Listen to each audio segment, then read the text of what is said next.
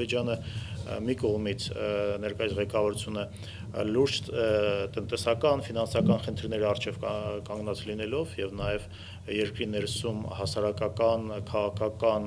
խնդիրներ ունենալով նավթային գների նավազեցման առումով եւ մյուս կողմից նաեւ բանակցային գործընթացում տեսնելով, որ Ադրբեջանի համար բացասական, ասենք, ինչ-որ զարգացումներ են տեղի ունենում վերջի ամիսներին Ադրբեջանը նույնիսկ կարելի ասել Մինսկի խմբի շրջանակներում նույնիսկ բանակցություններին չէր մասնակցում եւ բացի դրանից ես չեմ բացառում, որ Ադրբեջանը նաեւ զգում էր, որ ռազմատեխնիկական բալանսը այլևս արդեն հետա փոխվում դեպի հայկական կողմերը եւ երևի մտածեց Իլհամ Ալիևը, որ այս առումով կարելի է գնալ գրեթե վաբանկ եւ նպատակն էր ի սկզբանե փորձել 2 կամ 3 ինչ-որ կետերում որոշ չափով տարածքներ գրավել եւ փորձել կանգնել այս, ասենք, դիրքերում,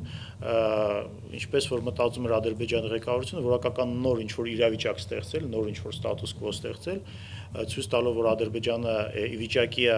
ռազմական գործողություններ վերսկսել եւ դրա հետ մեկտեղ նաեւ ազդել եւ հայկական կողմերի եւ միջազգային հանրության վրա ինչ-որ ավելի նպաստավոր բանակցային գործընթացի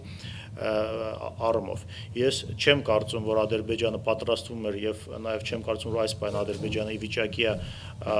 լովին կամ Ադրբեջանի ղեկավարությունը ինքը լուրջ ընկալում է, որ կարա սկսի այնպիսի ռազմական գործողություններ, որ լովին ինչ-որ ձևով գրավի Լեռնային Ղարաբաղը, դա բացառված է եւ նաեւ այն փորձերը եւ 3 եւ նախորդ օրերին, երբ որ ոչ միայն հատուկ նշանակության, այլ նաեւ ասենք զրահատեխնիկայի օգտագործումով ադրբեջանցիք փորձել են առաջ գնալ, բայց մինչև այս պահ ոչ մի բնակավայր չեն կարողացել վերցնել եւ բայց ունեն բազմաթիվ զոհեր եւ մարտական տեխնիկայի կորուստներ, ցույց է տալիս, որ դա երևի անիրատեսական։ Ավելին ասեմ, որ այն մոտեցումը, որ Ադրբեջանը ի սկզբանե օգտագործեց, այն է փորձել 2-3 կետ վերցնել եւ դրանով ինչ որ նոր հրադադարի ռեժիմ ստեղծել նոր պայմաններում, դա ինքը արդեն ի սկզբանե